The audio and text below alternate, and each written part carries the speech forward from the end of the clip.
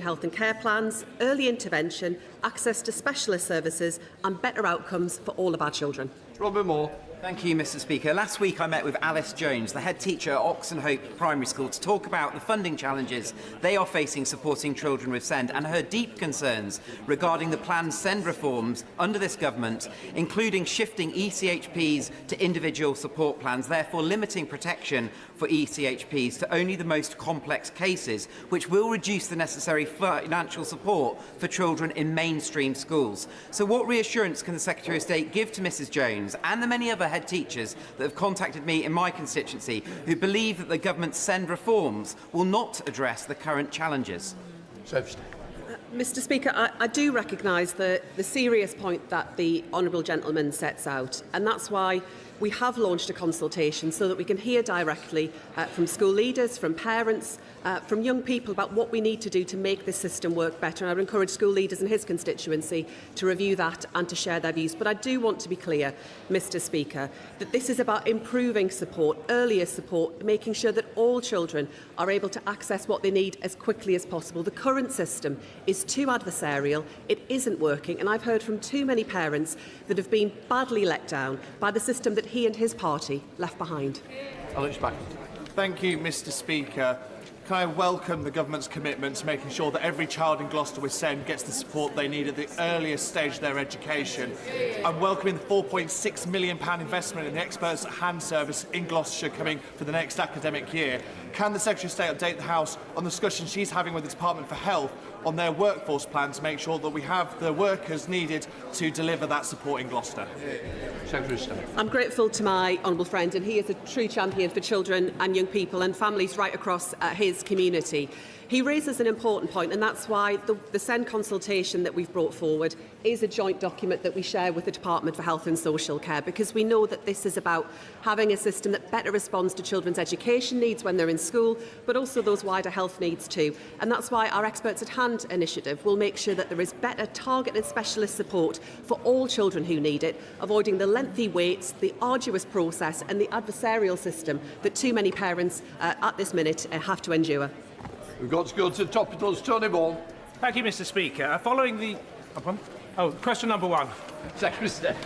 Thank you, Mr Speaker. From this month, employers can publish new voluntary action plans to tackle the gender pay gap and support women in the workplace going through the menopause, a vital step forward in improving workplace equality. We are working with employers and encouraging them to take meaningful actions that we know can work. With our Women's Health Strategy, Landmark Employment Rights Act and stronger protections around maternity and for pregnant women and expanded childcare, this government is supporting women to thrive at work. Tony Ball. Thank you, Mr Speaker. Following the Supreme Court's ruling in the 4 Women's Scotland case, I met with several constituents who raised concerns about the EHRC's draft code of practice and guidance, and I thank Folkestone Bookshop for hosting those meetings. But as the government lays the updated guidance, what assurances can she give that businesses and groups can confidently be trans-inclusive and that it will be clear how everyone can be protected from harassment and discrimination? Secretary of State. Mr Speaker, that we must make sure that women and trans people feel safe and are protected from harassment. And we will treat everyone with the dignity and respect that they deserve, because those are our values, and that is made clear in the Equality Act.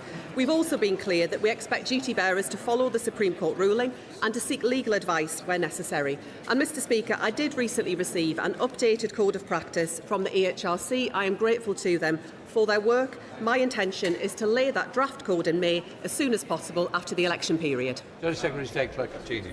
Thank you, Mr Speaker. Nurses have been hounded and harassed by the NHS for simply stating that biological sex is real. The Secretary of State recently met with some of them at my request. I am grateful for that. But that was months ago, so my question is, what has happened since?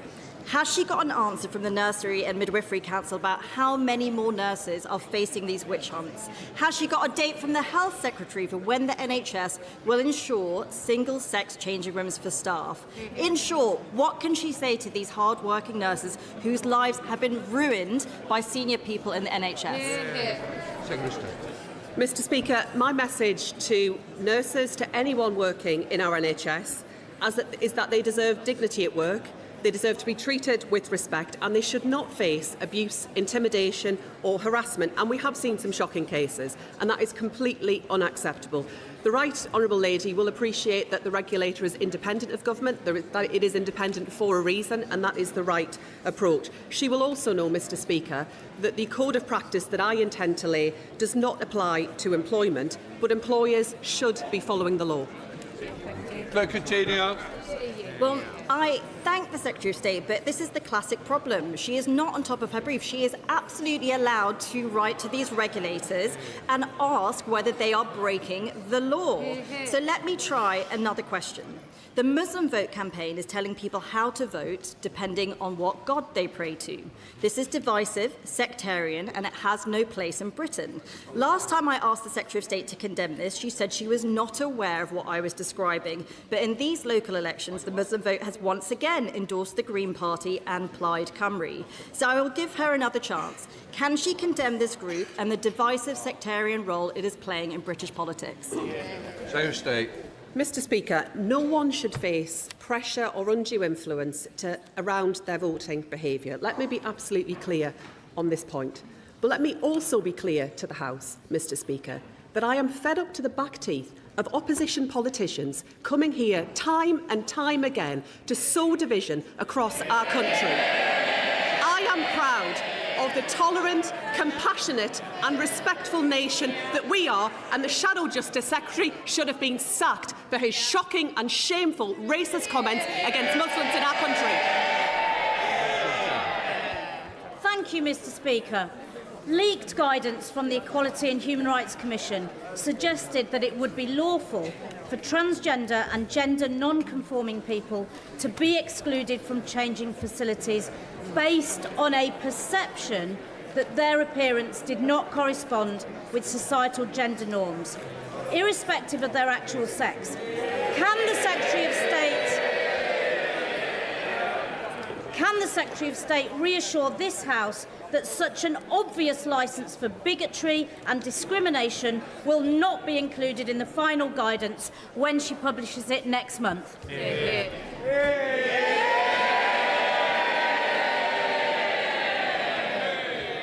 Mr Speaker, Mr Speaker, I thank the honourable member for her important question. She will appreciate, I'm sure, that I cannot comment on the draft Code of Practice, but I want to reassure this House that trans people will continue to be protected from discrimination in the Equality Act. We will not treat this issue as a political football, as many others have done in the past. And as I set out in earlier answers, I intend to lay the draft code as soon as possible once we are through the election period. Rupert Lowe. Thank you, Mr Speaker. Women all over Britain, including in my constituency of Great Yarmouth, primarily on King Street, feel intimidated, harassed and abused in their own town centres. Disproportionately, this unacceptable behaviour is committed by young foreign men imported from cultures and religions that treat women like dirt on the bottom of their shoe. Will the Minister today commit to a national audit of street harassment, intimidation and sexual offending by nationality and immigration status so the British people can finally see the scale of the problem? Secretary of State. Here we go again, Mr Speaker. I note that an investigation by a KC into the honourable member's conduct concluded that there was credible evidence that he had mistreated two female members in a way that, and I quote, Mr Speaker, in a way that seemed to amount to harassment. I don't want to hear anything from him about violence against women and girls or harassment. We now come to Prime Minister's questions. Gurinder Singh Josan. Number one, Mr Speaker. Prime Minister. Mr Speaker, the state visit by His Majesty the King is a powerful reminder of the deep and special relationship we have with the United States.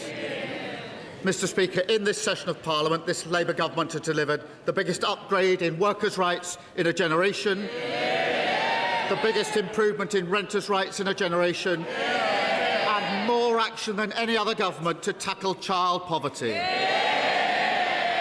At the King's speech, I look forward to setting out what more we will do to change our country for the better.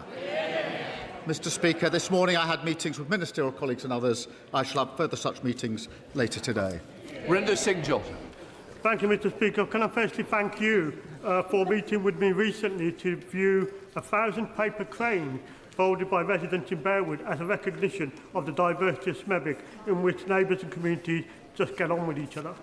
Mr. Speaker, residents in my Smethwick constituency and across Sandwell benefit from the lowest council tax in the West Midlands, investment in new leisure centres, parks and all our libraries kept open. Sandwell's the third best in the country for fixing potholes, expanded breakfast clubs, free school meals and cheaper school uniforms for our children.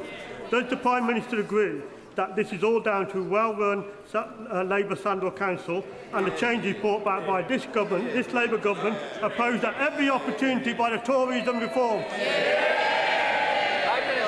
Can I thank him for his work to give every child the best start in life in his constituency? And I'm very glad that this government has done more than any other government to lift children out of poverty. Mr. Speaker, thanks to our work this session on this side of the House, we've passed laws needed to deliver more rights at work, build new homes, save British steel, clean up waterways, secure our borders and record funding of our NHS and so much more. Change delivered by Labour, opposed by the Tories and Reform. We come to the Leader of the Opposition, Kemi Badenoch. Thank you. It's the end of this session, and what a contrast with the beginning, Mr. Speaker. Back in July 2024, those benches were full of sycophantic questions from adoring new MPs. Yesterday, the Prime Minister was reduced to begging those same MPs to save his own skin. Mr. Speaker, he's broken his promise to grow the economy. The only thing that's grown is the welfare bill. The only thing that's grown is the welfare bill. So can the Prime Minister tell us, how many more people are out of work and claiming universal credit since he took office? Prime Minister. Mr. Speaker, she talks about what we've done in terms of raising people out of work. We have the youth guarantee that we've put in place for young people. We've raised the national minimum wage thanks to our Chancellor. We've helped young people into work by cutting NHS waiting lists thanks to the work of the Health Secretary. We put more police on the streets thanks to the work of the Home Secretary.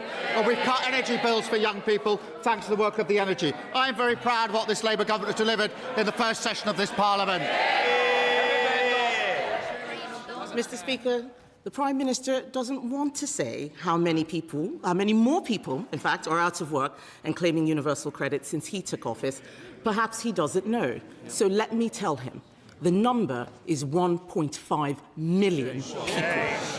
That is the entire population of Leeds, Cardiff and Edinburgh put together. Hard-working people are being taxed more and more to pay for a ballooning benefits bill. So can the Prime Minister tell us why, on his watch, for the first time ever, we are now spending more on welfare than we earn in income tax? Prime Minister. Mr. Speaker, the welfare system she complains of is the one they put in place, Mr. Speaker. And, Mr. Speaker, we are reforming it to improve it. And what did they do when we put that forward? They voted to keep the same broken welfare system. Mr. Speaker, that answer was as honest as his reason for sacking Ollie Robbins. Perhaps he'd like to apologise for that right now. Let me tell him why we're spending more on welfare than we're earning in tax. It's because of him and his terrible policies. This is all under him. We are spending so much on welfare, we cannot afford to defend the country. And if he won't listen to me, Mr. Speaker, perhaps he'll listen to the former Labour Defence Secretary, Lord Robertson, who is saying, and I quote, "We cannot defend Britain with an ever-expanding welfare budget." I agree with Lord Robertson. Why doesn't he? Mr. Speaker, this is the Labour government that increased defence spending, the highest sustained spend since the Cold War. What did they do, Mr. Speaker? When they came into power, defence spending was 2.5%, and when they left power, it was 2.3%. And even their own Secretary of State admitted they hollowed out our armed forces, so we'll take no lectures from them on defence. Mr. Speaker, talking about more defence spending is not the same as giving more money for defence. He has been in office for nearly 2 years, Mr. Speaker. What he does have, he's got a welfare plan until 2031, but he's not produced a defence investment plan. We have gone backwards on defence under him because we are borrowing to pay for welfare. Yesterday, we learned that the cost of government borrowing is now the highest in 2 decades. That's under him. Instead of getting a grip on the economy, the Chancellor is briefing out rent controls to curry favour with left-wing backbenchers. This is not a serious way to run the economy. It is time the Prime Minister gives her an easier job. So will he listen to businesses, listen to the country and reshuffle the Chancellor? Mr. Speaker, at the spring statement, the Chancellor was very proud to say inflation was down to 3% and falling, 6 interest rates in a cut. We've seen the growth figures for the early part of this year. And she says, well, the cost of borrowing's gone up. Yes, because there's a conflict in Iran. And what did she want to do? What did she want to do when I said we wouldn't be dragged into that war because I thought through the consequences, including the economic consequences? What did she do? She said we should jump in with both feet without regard to the consequences. She can't complain now about the implications. Mr. Speaker, I didn't hear him say he's not reshuffling the Chancellor. It sounds like she's toast.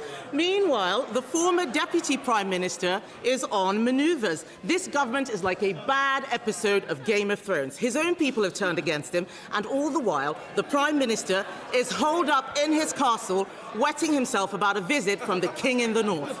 Yesterday, Mr. Speaker, one Labour MP actually said that his days are numbered. That's one of them. I wonder who it was, because they're all looking guilty as hell. Isn't the real reason, Mr. Speaker, isn't the real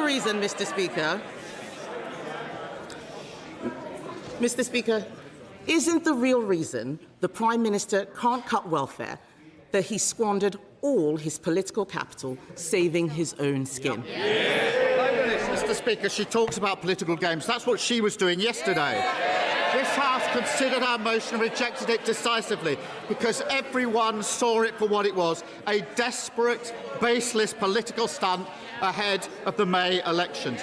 And Mr. Speaker, whilst she and they were playing games here, I was chairing a meeting in Cobra, going through the contingencies and managing our war in the Middle East.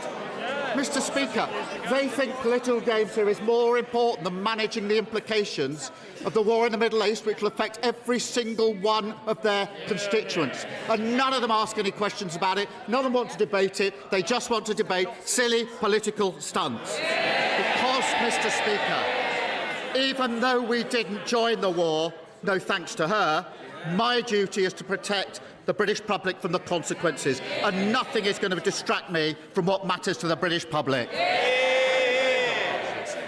Mr. Speaker, I think the whole country is sick of this man's tone-deaf, pompous moralising. Last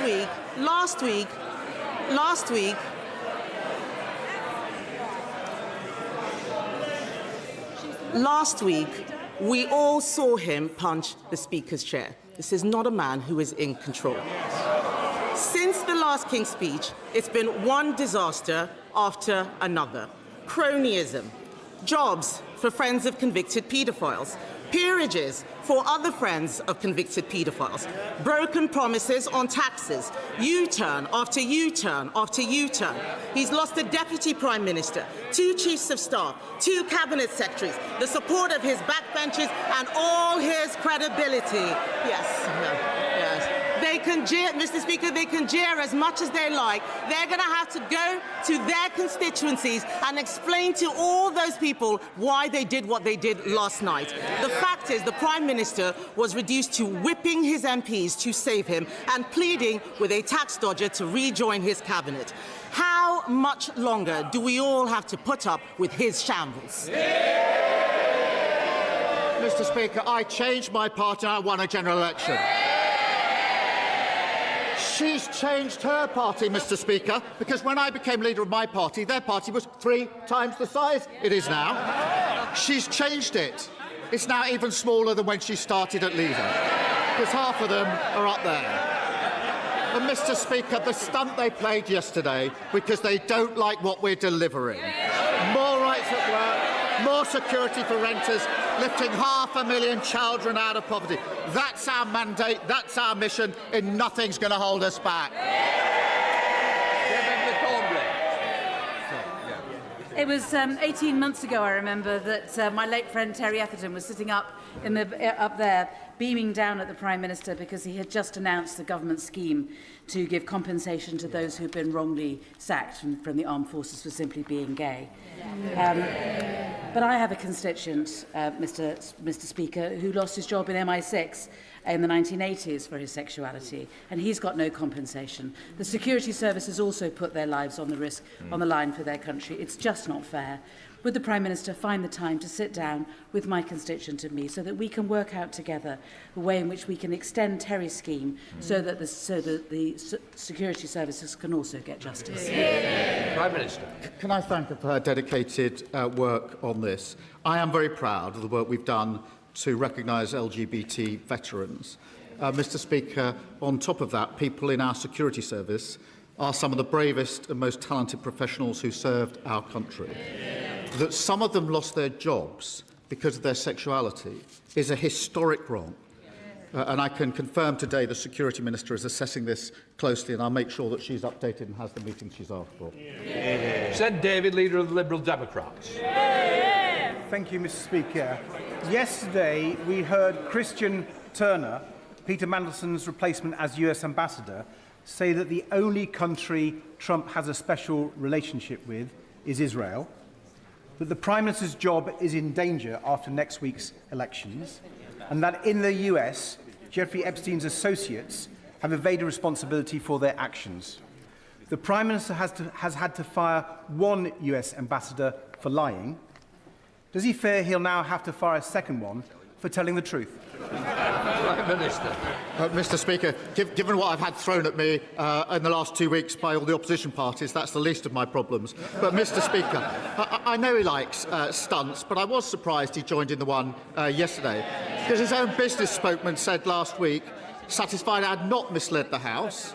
He, of course, his opening position was it was inconceivable that officials would give clearance to Mandelson and not tell ministers it was against the UK SV recommendation. That's what he said, and it didn't happen. I expect frivolous accusations from the Leader of the Opposition. Clearly, I was wrong to expect anything better from the man in the wetsuit.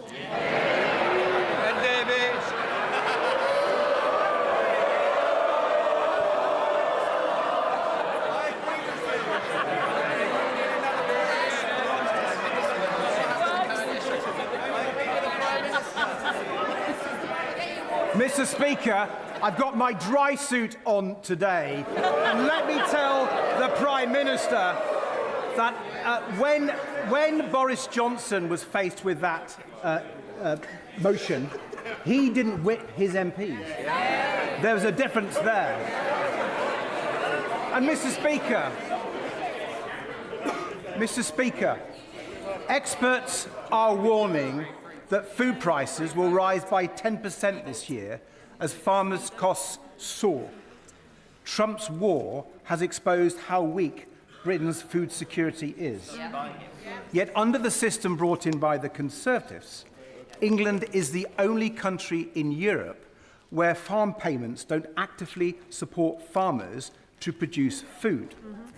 So will the King's Speech include a good food bill to fix that mistake and make sure people can afford the food they need?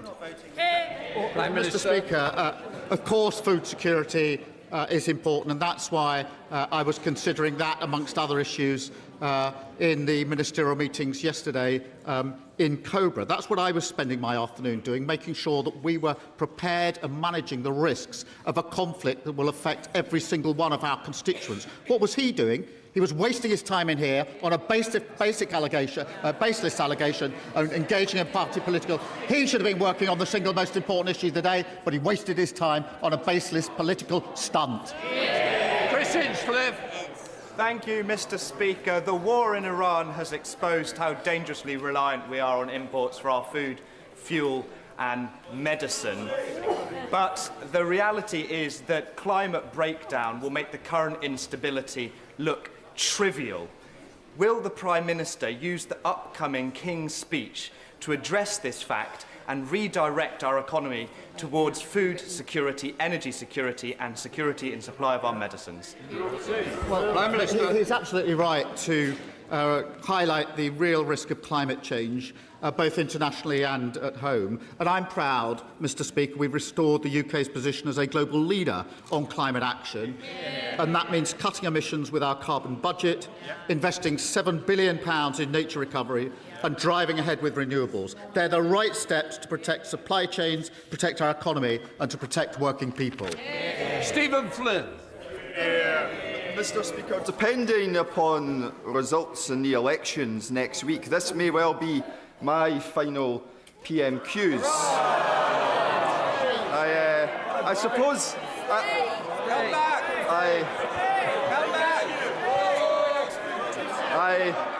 I suppose, Mr. Speaker, the same is perhaps true for the Prime Minister as well.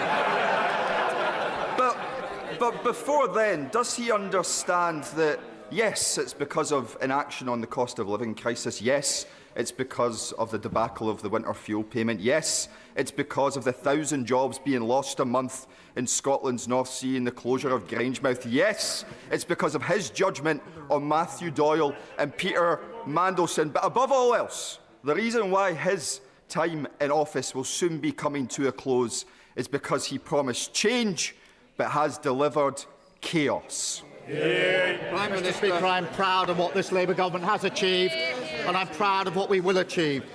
If it is his last session here, let's reflect on his great achievements in Westminster. He kicked out his predecessor and then lost 39 MPs at the next election. I hope he can keep up that record in Holyrood next week. Rushanara Ali. Thank you, Mr. Speaker. This Labour government's £29 billion of investment in the NHS and £2 billion in life sciences is critical to fixing our NHS and tackling health inequalities. The Barts Life Sciences cluster in Whitechapel will become one of Europe's leading NHS-centred clusters, and we've already secured £800 million in private investment. Will the Prime Minister direct the Office for Investment to co-sponsor this initiative and ensure the National Wealth Fund co-invests so we can turn East London's health inequalities into a driver for UK life sciences growth, transforming the future of healthcare in London, the UK and globally? Prime Minister. I'm proud that Labour is investing in life sciences, and I thank my honourable friend for championing this project for over a decade. The National Wealth Fund is designed to co-invest alongside private investors. Ministers are happy to discuss those proposals with her. Mr. Speaker, today I can announce a significant new investment by AstraZeneca, investing £300 million in UK life sciences, made possible by the pharmaceutical arrangement we have struck with the United States to future-proof thousands of jobs in Macclesfield and in Cambridge. That is a major vote of confidence in the UK and Labour's plans to strengthen our economy. Sir John Hayes. Thank you, Mr. Speaker. In another answer, the Prime Minister made clear that he understands that global uncertainty makes national economic resilience ever more important, and that energy security and food security are central to that. So why is policy making one the enemy of the other, as the 12% of our most fertile, productive land, the food we need to feed the nation, is being eaten up by giant industrial developments, pylons with accompanying infrastructure and huge solar developments? Will the Prime Minister meet me and colleagues that feel similarly? Because by corroding Britain's food security now, we risk compromising our nation's future. Well, it's right to raise food security, and obviously that is one of the resiliences that we need in this country and we need to protect in this country. But we also do need to move to secure independence of energy. Because one thing that is making life so much harder for all of those in the food sector is that their energy prices go up every time an international conflict affects the prices here. By getting energy independence, which requires the infrastructure, we can protect them from that and therefore make them more resilient. Anna Dixon. Thank you, Mr. Speaker. Like many MPs, I'll be heading up to my constituency later to campaign in the local elections. When I'm out on the doors talking to voters in the Shipley constituency, I'm proud of the difference this Labour government is making. Renters no longer worried thanks to secure tenure.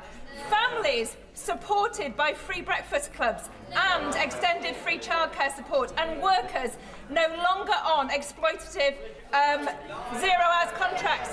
What is the Prime Minister most proud of, and what is his message for voters in my Shipley constituency and across the UK? Well, I thank her for her question, and this is the first government for generations to take key services back into public ownership, Mr. Speaker. The first government to give rights and powers to workers, rents and the less fortunate, and the first government in a generation to invest in public services and lift children out of poverty. And as we face a war on two fronts, we will do more: a stronger economy, stronger energy security and stronger on defence. That's the difference this government is making. Sir Jeremy Wright. Very much, Mr. Speaker. Many of us across this House worked hard to pass the Online Safety Act. Not because we thought it would be the last word on online safety, but because we believed it was an important step forward in making online platforms more accountable for the content on their services and for the algorithms that curate it. So can the Prime Minister reassure us that whatever his government decides to do to restrict access for our young people to social media, it will not be used as cover by social media companies to do less themselves to keep young people safer online? Can I give him that assurance, because those platform providers do need to take responsibility, and he will have noticed the fight we had with Grok just a few months ago, where disgusting images were being created on social media, and we took them on in a fight that we won across the House. Also with chatbots, but we need to build on the legislation we've got. We definitely need more protection in general, and particularly for children. But his point is valid, that that shouldn't be to take any responsibility away from those that are providing the platforms in the first place. Natasha Adams. Thank you, Mr. Speaker. £158 million in fair funding, £20 million in Pride in Place for New Addington, and funding for new trams. Mr. Speaker, it is this Labour government that is finally giving Croydon the backing that it needs. The building of Croydon for all starts with ensuring our residents have the dignity and stability of a decent home. So with hundreds of families in my constituency facing homelessness through no-fault evictions, will the Prime Minister outline how this government is progressing on its plans to fix the private renter sector and ensure that renters in Croydon have the security and peace of mind that they deserve? Well, my honourable friend is a brilliant representative for Croydon, and she's right. For too long, renters have been at the mercy of rogue landlords, pushing thousands into homelessness. I'm delighted to confirm that this Friday, no-fault evictions will be scrapped once and for all. That sends an important message to anyone living in a damp, unsafe home, anyone who's suffered an unfair rent increase, and to every family forced to move over the last year to year. Change is here, delivered by Labour, opposed by the Tories, and reform every step of the way. Dr. Luke Evans. Please could the Prime Minister explain to the House, if he's done nothing wrong and process has been followed, why did he need to force his MPs to vote against an investigation? Is it because he's worried they don't believe his version of the truth? Yes. No, it's because they can see a baseless allegation, a political stunt, when they see it. Mr. Speaker, as a former GP, here's the truth. We've recruited 82 more GPs, upgraded his medical centre.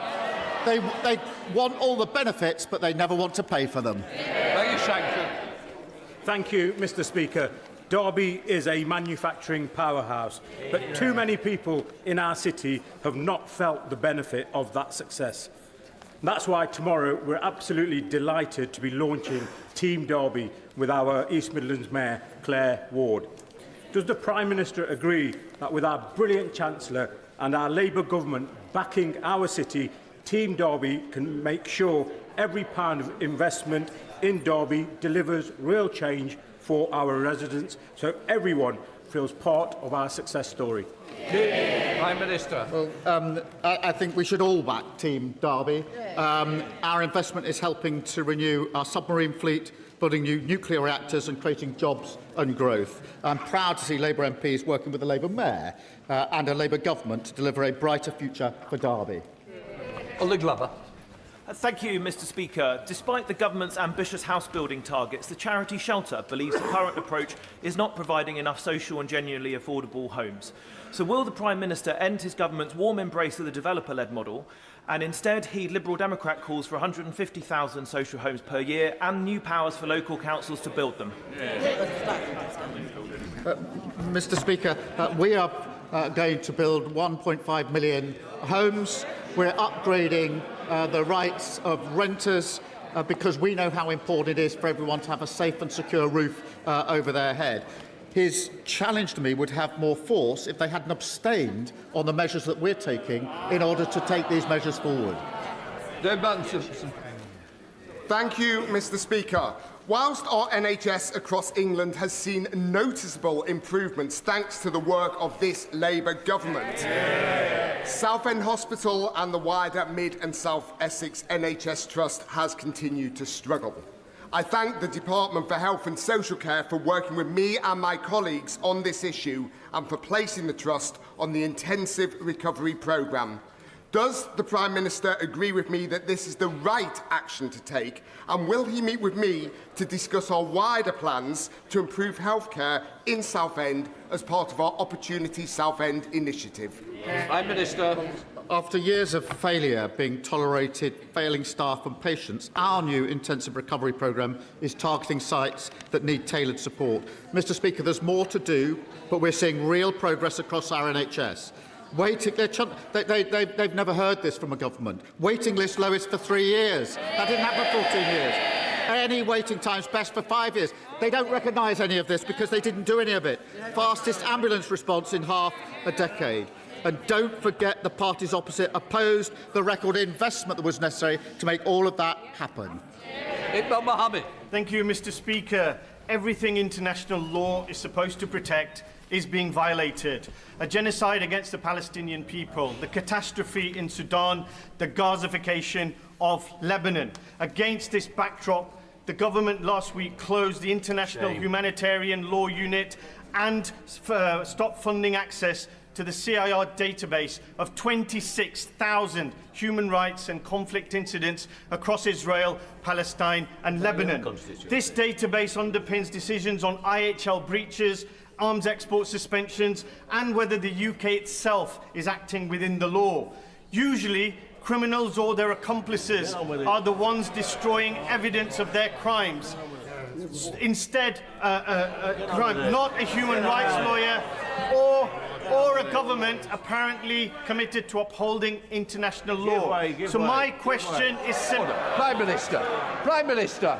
Prime Minister. Sorry, you've taken far too long, Prime Minister. Mr Speaker, let me reassure the House that the work of the International Law Unit has not ended. It will simply be done by a different team under a restructure. We will, of course, continue to monitor international humanitarian law in Gaza and elsewhere and invest in conflict prevention and resolution.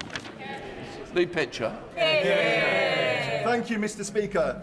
This Labour government has backed the reopening of Doncaster Sheffield Airport from the very start. It means jobs, investment, growth and opportunities, not just for Doncaster East and the Isle of Axholme, but for the whole region. Now, the Reform councillors in Doncaster are considering reversing their decision to support the investment, which would currently facilitate that airport from reopening.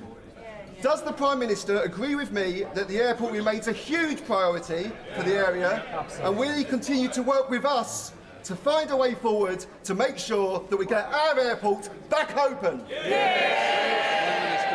Well, my honourable friend is a champion for this crucial local project, and I thank him for his work. And I know from visiting Doncaster just how vital reopening the airport is for local residents. It would be a huge boost for South Yorkshire and unlock thousands of jobs. I'm deeply concerned by reports that decisions by Reform in Doncaster could put the reopening in jeopardy. Labour put the plan in place. Reform should honour their promises, stop playing games and get the airport open. Robin Swan. Thank you very much, Mr. Speaker. In a parliamentary session which started out with a degree of anticipation, a level of expectation and a promise of change, and what could be the last Prime Minister's question time, can I ask him, why does he think it went so wrong? Was it his failure to support our WASPy women, his failure to support our farmers, or his failure to support our Northern Ireland veterans and victims of the Northern Ireland Troubles? Or was it those around him who seem more interested in themselves than the country? Prime Minister. Mr. Speaker, I'm very proud, this government's very proud of the biggest upgrade in workers' rights in a generation, the biggest upgrade in renters' rights in a generation, and the most any government has ever done to reduce child poverty. They will have a lasting impact on working people across the United Kingdom. That's the change we're bringing about, and I look forward to continuing it. Thank you, Mr. Speaker. As this parliamentary session draws to a close, it seems a good moment to reflect on the legislation passed since the general election. Not all of it, of course. But many of us have walked through the lobbies to pass 60 bills that have touched almost every aspect of British life, from the care of cats, dogs and ferrets to the space industry indemnities, along with a whole host of measures seeking to improve life for renters, carers, investors, football fans, NHS patients, serving personnel and more. Would the Prime Minister agree with me that this is a pretty good first session report card? And would he agree that the best is yet to come? Mr. Speaker, she's right to highlight the 50 pieces of legislation, the 50 bills that we've put through. We whipped to change the country. We all voted to change the country. They, of course, opposed almost all of it. That's why we've got stronger rights for renters. That's why we've got stronger rights for workers, investing in our roads and railways, reforming SEND and driving down waiting lists, all opposed by the parties opposite. And we're only just getting started, Mr. Speaker. We're going to go further on a stronger economy, on energy security and a stronger defence. Final question, Sarah Gibson. Thank you, Mr. Speaker. Before we leave this House for several weeks, I feel absolutely necessary to raise an issue within my constituency, which I have been trying to get an answer from DEFRA and from the EA, where we have a landfill site in Cairn that is producing sulphurous smells that is causing residents to need to close their windows, causing children to have sore throats. And yet I am not getting any answer except that the Environment Agency itself admits that controls may not be working effectively. Like my constituents, I find it really disappointing that we are not getting any serious response. This is not the kind of thing you expect in the UK. You do not expect the air you breathe not to be safe. And I would like to urge the Prime Minister to help me in getting a response from DEFRA and from the EA on what measures can be put in place to reassure my constituents that they are not suffering ill health. Thank you. Well, can I thank her for raising the issue? Now she has raised it with me, I will make sure that I go away and chase up that she gets the reply and importantly, that they are entitled to. That completes Prime Minister. Catherine West, point of order. Thank you very much, Mr. Speaker. The whole House will be very concerned to hear about the dreadful stabbings this morning in the borough of Barnet, and as the member for Hornsey and Fry and Barnet, I'm very worried about this repeated violence against the Jewish community. And Mr. Speaker, I just wanted to reach out to the whole House to say we condemn these alleged attacks, and we wish the police, the council and all the community services the very best in solving this and bringing to justice those perpetrators of these violent crimes.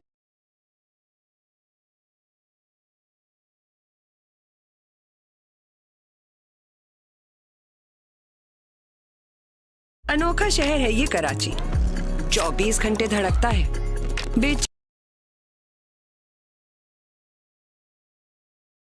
रहता है कल के इंतजार में, हर पल मोहतात, लेकिन गैरों पे भरोसा, पाई पाई का हिसाब, पर हैं बड़े दिल वाले। जितने अज्जा कराची को कराची बनाते हैं, वैसे ही शान की बिरयानी में है मसालों का परफेक्ट ब्लेंड और जायका। खुद सीधा कुछ उल्टा, जैसा भी है ये शहर हमारा है, तो जियो शान से कराची। कराची में 10 में से 9 लोगों का इंतखाब। शान recipe mixes.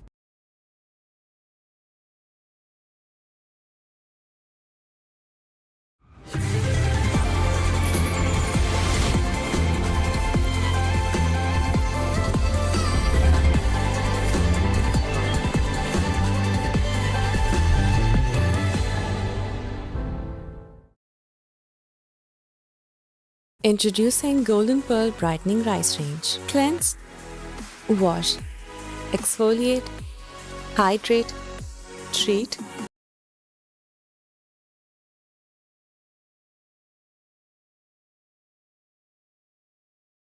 Indicating that APCO had instructed this person to destroy files and material related to the inquiry. Only hours ago on the Financial Times online, we have confirmed that tapes do exist that include conversations by APCO's Head of Media Relations for Europe, Tom Harper, discussing the deletion of an email account and saying, and I quote, whether they will be able to see that through digital forensics or something like that, references with regard to this inquiry. He also refers to processes to muddy the waters in the audit trail.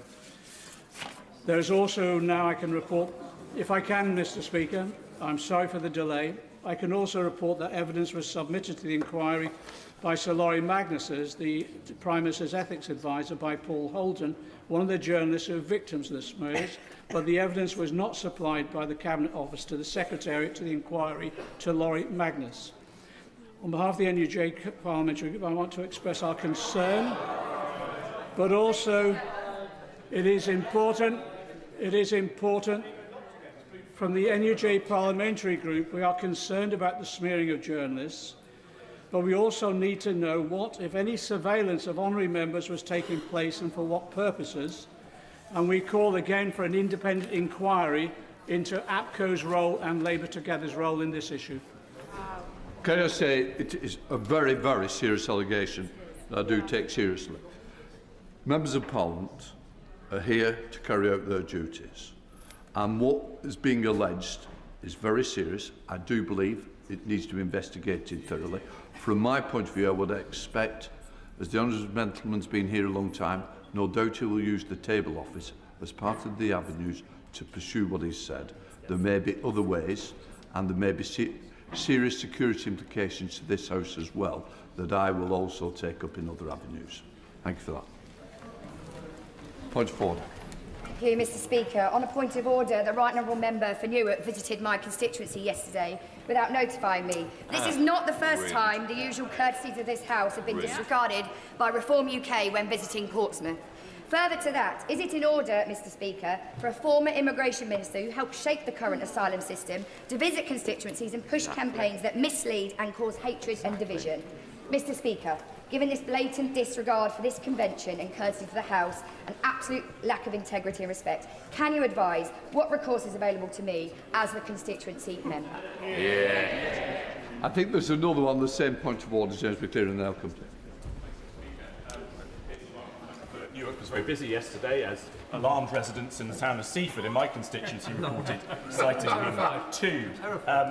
Mr. Speaker, he was apparently there campaigning to support the Reform candidate for Seaford North, who is set to lose his seat to the Liberal Democrats. I understand there's a common courtesy in this place for members to inform one another of official visits to their constituencies. On this occasion, that did not happen.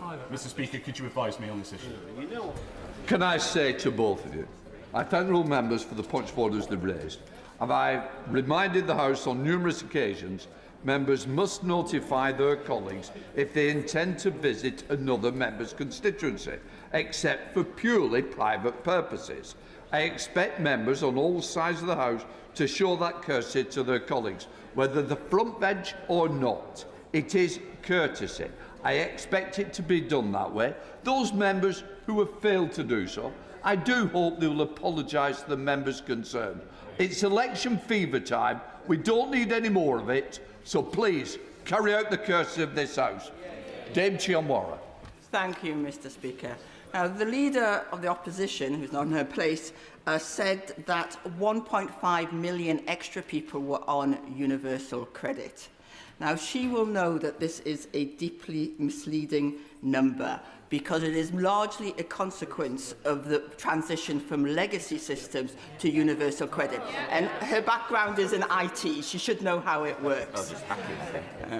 In fact, more people are in work now than under the Tories. So given... I'm not quite sure it's a point of order for me because... No, let me finish. It'll be easier for both of us.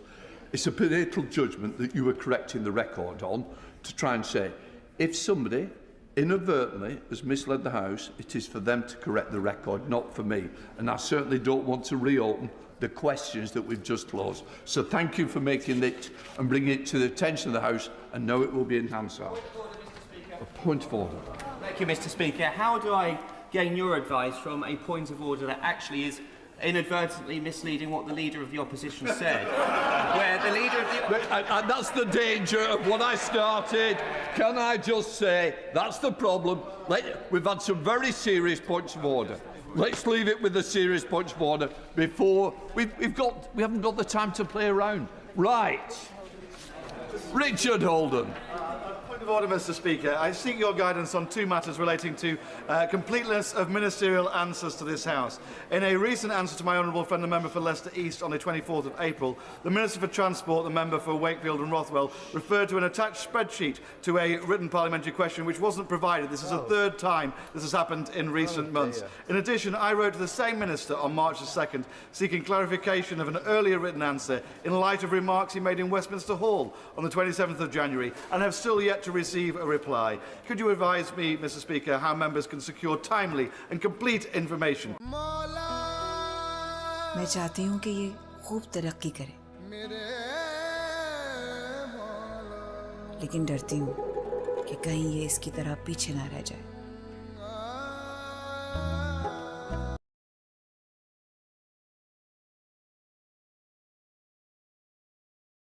Minister, you know very well how these things happen. Look, let me just say, I thank the right honourable member for his point of order. He will know that I'm not responsible